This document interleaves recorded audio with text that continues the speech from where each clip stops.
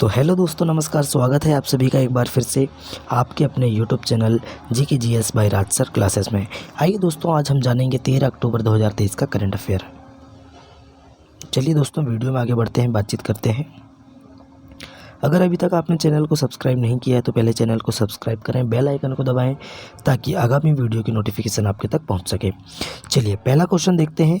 सितंबर 2023 के लिए ICC men's player of the month award किसने जीता? सितंबर मंथ के लिए तो राइट आंसर है शुभमन गिल, भारत, है ना। शुभमन गिल है, आप सभी जानते हैं। विश्व एथलेटिक्स ने इस वर्ष के एथलीट ऑफ द ईयर के लिए किसे नामित किया है? राइट आंसर है दोस्तों नीरज चोपड़ा जी। नेक्स्ट है, इजराइल में फंसे भारतीयों को वापस लाने के लिए चलाए गए अभियान को क्या नाम दिया गया? तो ऑपरेशन अजय। फोर्ब्स की वर्ल्ड बेस्ट एम्प्लॉयर्स 2023 की लिस्ट में शामिल एकमात्र भारतीय PSU कंपनी कौन है? तो NTPC, ये आपको याद रखना है।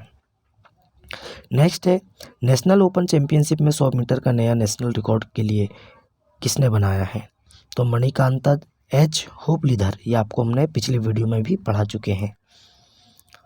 तो सच्चिदानंद मूर्ति का निधन हो गया है। S सच्चिदानंद मूर्ति जी का निधन हो गया है। वह किस क्षेत्र के प्रसिद्ध व्यक्ति थे? तो राइट आंसर है पत्रकारिता। मुंबई में आयोजित अंतर्राष्ट्रीय ओलंपिक समिति के 141वें सत्र का उद्घाटन कौन करेंगे? तो PM कौन करेंगे? PM नरेंद्र मोदी जी। भारतीय कहाँ पे हो रहा है दोस्तों? ये आपको याद रखना, मुंबई में हो रहा है। और कौन सा संस्करण है? तो 41वां संस्करण, 141वां, माफ़ कीजिए, 141वां सत्र है। भारतीय तटरक्षक ने national maritime search and rescue board की 21वीं बैठक का आयोजन कहाँ किया? राइट आंसर है दोस्तों कोलकाता में।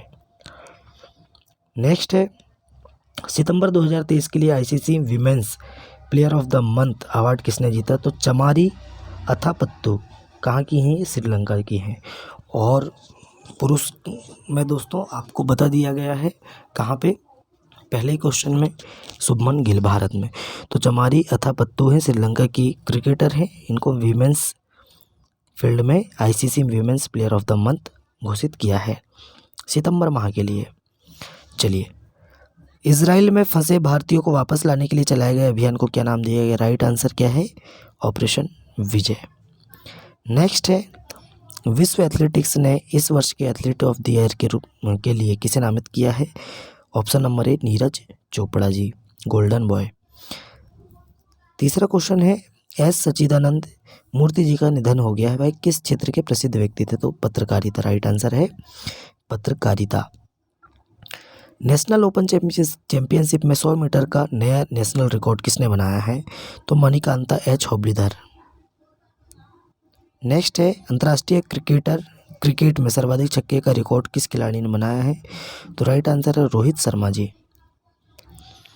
फोर्ब्स की वर्ल्ड बेस्ट एम्प्लॉयर्स 2023 की लिस्ट में शामिल एकमात्र भारतीय PSU कंपनी कौन सी है? तो NTPC है। कौन सी है दोस्तों? NTPC, option number B। विश्व प्रवासी पक्षी दिवस, देखिए, विश्व प्रवासी पक्षी दिवस कब मनाया गया? तो कब मनाया जाएगा? 14 अक्टूबर को। और इसकी थीम क्या है? वाटर सस्टेनिंग बर्ड लाइफ, है ना। 13 मई और 14 मई, 13 मई से 14 अक्टूबर को विश्व प्रवासी पक्षी दिवस के रूप में मनाया जाता है। ये आपको याद रखना है। नेक्स्ट चलते हैं, बातचीत करते हैं। नेक्स्ट क्वेश्चन आता है हमारा, उदयपुर बनेगा भारत का पहला वेटलैंड शहर। कौन सा? देख सकते हैं आप कैसा शहर है, ये आप देख सकते हैं वीडियो में। चलिए दोस्तों, उदयपुर बनेगा भारत का पहला वेटलैंड शहर। देखिए, राजस्थान सरकार पर्यावरण और वन विभाग के सहयोग से उदयपुर, जिसे झीलों के शहर के रूप में भी जाना जाता है ना। तो झीलों का शहर, देखिए, जम्मू कश्मीर को भी झीलों का शहर भी कहा जाता है, ये भी आपको याद रखना है। तो भारत का पहला वेटलैंड शहर बनने का लक्ष्य रखते हुए अंतर्राष्ट्रीय प्रमुखता तक बढ़ाने के लिए ठोस प्रयास कर रही है। और हाल ही की रिपोर्टों में दोस्तों शहर को अंतर्राष्ट्रीय महत्व के संभावित रामसर कन्वेक्शन साइट के रूप में चुना गया है, जो दुनिया भर के वेटलैंड समृद्ध क्षेत्रों को द्वारा प्रतिष्ठित मान्यता है। तो कौन बन गया है? उदयपुर, राजस्थान। नेक्स्ट चलते हैं, बातचीत करते हैं। देखिए दोस्तों, स्वर्ण पदक विजेता नीरज चोपड़ा जी बने लॉरियस के ब्रांड एम्बेसडर। देखिए, एशियाई खेलों के स्वर्ण पदक विजेता और पुरुषों की भाला फेंक में मौजूदा ओलंपिक और विश्व के चैंपियन जो नीरज चोपड़ा जी हैं, इनको लॉरियस एम्बेसडर्स के रूप में सम्मानित किया गया, जिन्होंने लॉरियस स्पोर्ट्स फॉर गुड पहल को अपना समर्थन देने का वादा किया, है ना। नीरज चोपड़ा जी का जुड़ाव दोस्तों 2022 में शुरू हुआ, जब उन्हें लॉरियस बर्ड स्पोर्ट्स अवार्ड्स में breakthrough of the year पुरस्कार के लिए शॉर्टलिस्ट किया गया था। तो देखिए, आपको ये भी याद रखना है, 2022 में उनको, नीरज चोपड़ा जी को, breakthrough of the year award से सम्मानित किया गया है। नेक्स्ट चलते हैं, बातचीत करते हैं। राइट्स लिमिटेड को दिया गया नवरत्न का माफ़ कीजिए, नवरत्न का दर्जा। देखिए, रेल मंत्रालय के तहत एक प्रमुख केंद्रीय सार्वजनिक क्षेत्र उद्यम राइट्स लिमिटेड ने दोस्तों प्रतिष्ठित नवरत्न का दर्जा हासिल किया है, जो यह गौरव प्राप्त करने वाला भारत का 16वां CPSE बन गया है ना। अब हम कुछ देख लेते हैं, नवरत्न कंपनी के बारे में देख लेते हैं। 16वीं कौन सी बन गई है, तो राइट्स लिमिटेड, है ना। तो 15 कंपनी कौन कौन सी है नवरत्न दर्जा। कभी भी क्वेश्चन पूछता दोस्तों कि कौन सी कंपनी नवरत्न दर्जा हासिल नहीं है। तो देखिए, सबसे पहले देखते हैं हम कौन कौन सी हैं, वो वाली देखते हैं। भारत इलेक्ट्रॉनिक लिमिटेड, नेक्स्ट है Bharatiya container limited, engineers India limited, Hindustan aeronautics limited, Mahanagar telephone Nigam limited, national aluminium company limited, Rashtriya Bhavan Nirman Nigam limited. Next आती है Rashtriya Bhavan Nirman Nigam limited, Neyveli lignite corporation limited, NMDC limited, Rashtriya Ispat Nigam limited, shipping corporation of India limited, rail Vikas Nigam limited, ONGC oil and natural gas, है ना, क्या है, ONGC विदेश limited, राष्ट्रीय chemical and fertilisers limited और इरकॉन, ये इरकॉन कंपनी भी है। और 16वें नंबर पे कौन सी बन गई है, राइट्स लिमिटेड। चलिए नेक्स्ट क्वेश्चन में चलते हैं। साउथ इंडियन बैंक ने VJ कुरियन को अपना नया चेयरमैन नियुक्त किया। देखिए, बस इतना ही पढ़ना है दोस्तों, हमें एक वन लाइनर फैक्ट में ही याद रखना है। VJ कुरियन जी को, माफ़ कीजिए, VJ कुरियन जी को साउथ इंडियन बैंक के चेयरमैन नियुक्त किया गया है ना। इतना ही याद रखना है। देखिए, जब मौजूदा गैर कार्यकारी अंशकालीन चेयरमैन सलीम गंगाधरन 1 नवंबर 2023 को अपना कार्यकाल पूरा होने के बाद सेवानिवृत्त होने वाले हैं, ये किसका स्थान ले रहे हैं, तो सलीम गंगाधरन जी का स्थान ले रहे हैं। नेक्स्ट चलते हैं, नेक्स्ट क्वेश्चन देखते हैं। मिनीचर ईस्टर्न घाट्स विशाखापट्टनम का नया पर्यटन स्थल है। देखिए, पूर्वी घाट जिन्हें उनके मनोरम परिदृश्य और विविध जैव तंतुओं के लिए जाना जाता है, नेचर एंथुजिस्ट की रुचि को दर्शाने में लंबे समय से समर्थित हैं। मिनीएचर ईस्टर्न घाट्स, है ना, MEG वन एरिना, जो नवंबर 2023 से विशाखापट्टनम में प्रयुक्त पर्यटन स्थल बनने की योजना है। ये कहाँ का है, आंध्र प्रदेश राज्य का वन विभाग, है ना। चलिए नेक्स्ट चलते हैं। आईसीसी अरेस्ट वारंट जारी होने के बाद पुतिन की पहली विदेश यात्रा। देखिए दोस्तों, रूस के राष्ट्रपति व्लादिमीर पुतिन हाल ही में किर्गिस्तान पहुंचे। मार्च में अंतर्राष्ट्रीय आपराधिक न्यायालय ICC, है ना, द्वारा उनके खिलाफ गिरफ्तारी वारंट जारी करने के बाद यह रूसी राष्ट्रपति की पहली विदेशी यात्रा थी। पुतिन यूक्रेनी बच्चों के निर्वासन के आरोप में वांछित हैं। हालांकि किर्गिस्तान ICC का सदस्य नहीं है और वह पुतिन को गिरफ्तार करने के लिए अदालत के फैसले से बाध्य नहीं है। किर्गिस्तान की इन्होंने यात्रा किए हैं। चलिए, ये आपको याद रखना। चलिए आगे चलते हैं, बातचीत करते हैं। खुदरा मुद्रास्फीति सितंबर महीने में घटकर 5.02% रही। ये आपको याद रखना है, कितना, 5.02% रही, बस इतना ही याद रखना है। चलिए आगे बढ़ते हैं, नेक्स्ट क्वेश्चन में चलते हैं। औद्योगिक उत्पादन अगस्त में 10.3% बढ़कर 14 महीने के उच्च स्तर पर पहुंचा, है ना। देखिए दोस्तों, राष्ट्रीय सांख्यिकी कार्यालय की ओर से जारी आधिकारिक आंकड़ों के अनुसार अगस्त में भारत का औद्योगिकी उत्पादन 10.3% बढ़ा। औद्योगिक उत्पादन सूचकांक के अनुसार नवीनतम औद्योगिक उत्पादन में हुई बढ़ोतरी का आंकड़ा 14 महीने में सबसे ज़्यादा है। औद्योगिक उत्पादन अपने 9.1% के अनुमान से काफ़ी ज़्यादा है। 9.1% था, अब कितना हो गया है? 10.3%।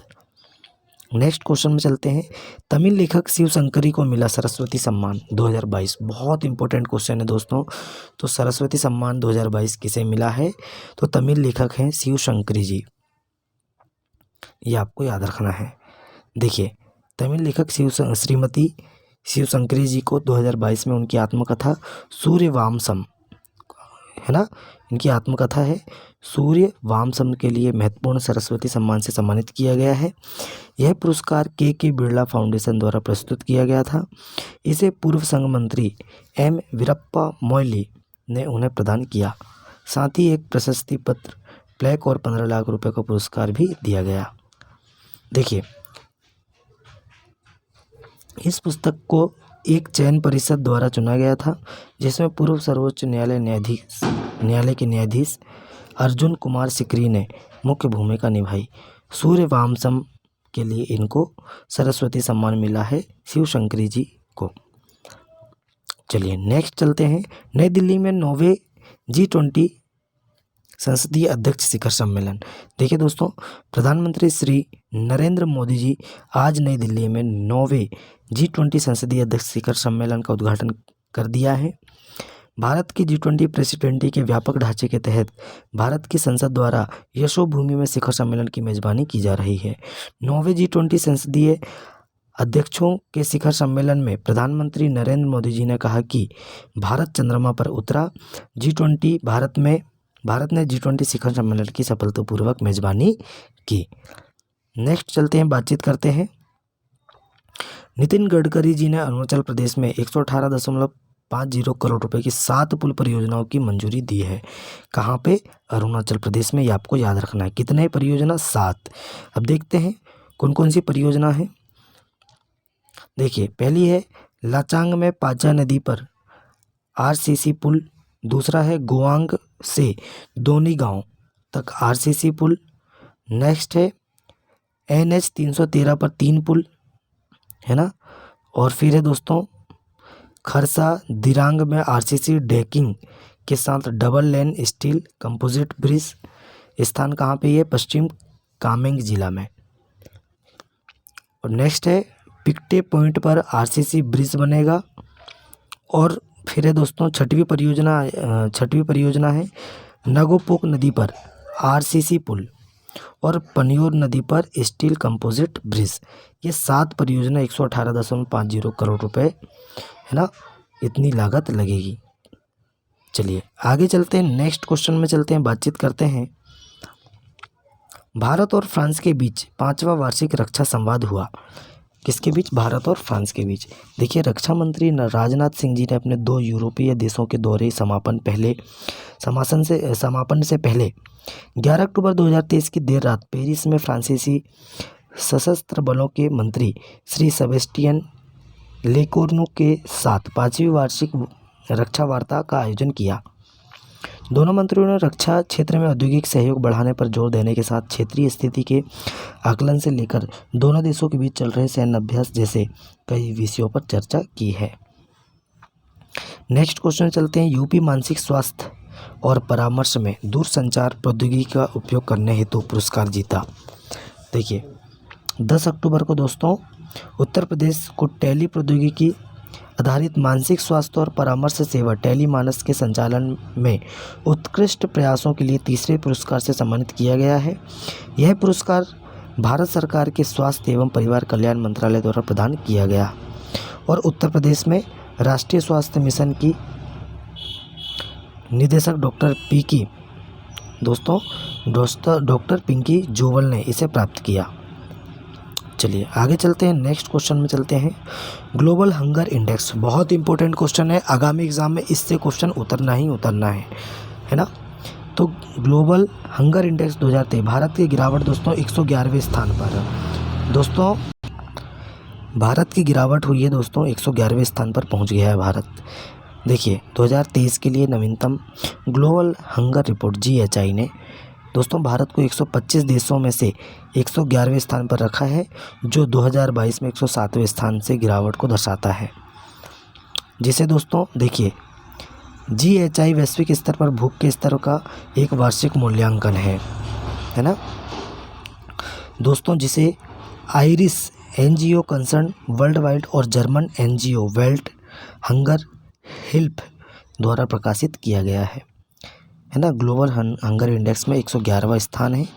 पड़ोसी देशों के साथ तुलना किए जाए तो देखिए पड़ोसी देशों की तुलना में दोस्तों भारत की रैंकिंग स्पष्ट दिखाई देती है। भारत 111वां है, पाकिस्तान 102वां स्थान है, बांग्लादेश 81 है, 69वां स्थान है, नेपाल का श्रीलंका का 60वां स्थान। देख सकते हैं आप, श्रीलंका में आपातकाल घोषित हो गया है ना। और भारत की स्थिति देखिए दोस्तों कैसे है, 111वीं स्थिति है। पाकिस्तान में भुखमरी चालू है, 102वां स्थान है उसका, अपने से आगे है। आप बताइए, थोड़ा सा ये मेरे हिसाब से बिल्कुल सही नहीं है, लेकिन क्या करें, क्वेश्चन आएगा तो हमें पढ़ना पड़ेगा। देखिए शीर्ष देश कौन कौन से हैं, तो बेलारूस है, बोस्निया है, हर्जेगोविनिया है, चिली है, चीन है और क्रोएशिया GHI 2023 में शीर्ष 5 देश हैं, है ना। और Chad, Niger, Lesotho, Congo, Yemen, Madagascar मध्य अफ्रीकी गणराज्य सूचकांक में सबसे नीचे स्थान पर रहने वाले देश हैं। चलिए आगे चलते हैं। नेक्स्ट है आपदा जोखिम न्यूनीकरण के लिए अंतर्राष्ट्रीय दिवस। देखिए आपदा जोखिम न्यूनीकरण के लिए अंतर्राष्ट्रीय दिवस 13 अक्टूबर को प्रतिवर्ष मनाया जाता है। कब मनाया जाता है? 13 अक्टूबर को प्रतिवर्ष मनाया जाता है। इसमें दोस्तों आपदाओं और असमानताओं के महत्वपूर्ण मुद्दों पर वैश्विक ध्यान पर आकर्षित करता है। यह दिन जागरूकता पैदा करने, समुदायों को शिक्षित करने और प्राकृतिक और मानव निर्मित आपदाओं का सामना करने के लिए लचीलापन को बढ़ावा देने के लिए एक मंच के रूप में कार्य करता है ना। इसका थीम देख लेते हैं, बहुत इंपॉर्टेंट है। एक लचीला भविष्य के लिए असमानता से लड़ना, इसका ये थीम है 2023 का। चलिए नेक्स्ट क्वेश्चन में चलते हैं और आज का हमारा लास्ट क्वेश्चन है। RBI ने पेटीएम पेमेंट बैंक पर 5.4 करोड़ रुपए का जुर्माना लगाया। देखिए दोस्तों भारतीय रिजर्व बैंक ने कहा कि उसने पेटीएम पेमेंट बैंक लिमिटेड पर नो योर कस्टमर नियमों सहित कुछ प्रावधानों का अनुपालन नहीं करने के लिए 5.39 करोड़ रुपए का जुर्माना लगाया है। केंद्रीय बैंक ने भुगतान बैंकों के लाइसेंस के लिए RBI दिशा निर्देश, बैंकों में साइबर सुरक्षा ढांचा और UPI पारिस्थितिकी तंत्र सहित मोबाइल बैंकिंग अनुप्रयोगों को सुरक्षित करने से संबंधित कुछ प्रावधानों का अनुपालन नहीं करने का भी पता लगाया है। तो कितना करोड़ रुपए का जुर्माना लगाया है? तो 5.39 करोड़ रुपए, लगभग 5.4 करोड़ रुपए। तो दोस्तों आज का हमारा वीडियो यहीं समाप्त होता है। वीडियो कैसा लगा कमेंट करके बताएं। अपने दोस्तों में वीडियो को ज़्यादा से ज़्यादा शेयर करें, लाइक करें और चैनल को दबा के सब्सक्राइब करें। चलिए दोस्तों, तब तक के लिए मिलते हैं नेक्स्ट वीडियो में। जय हिंद, जय भारत।